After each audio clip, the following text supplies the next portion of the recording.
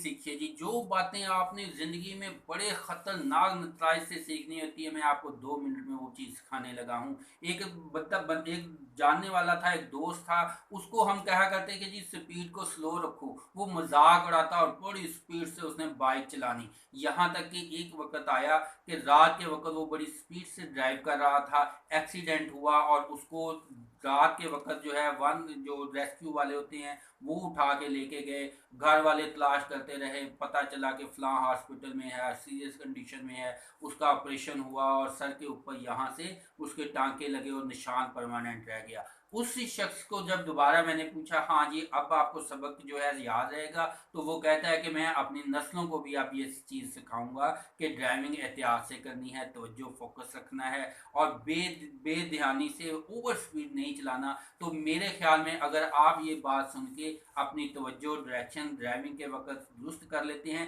या आपके जानने वाले वो दुरुस्त करते लेते हैं, तो अपनी ज़िंदगी को भी वो नुकसान और ख़तरे से बचा सकते हैं और दूसरों की ज़िंदगियों को भी महफूज रखते हैं। ड्राइविंग करते वक्त एहतियात कीजिएगा।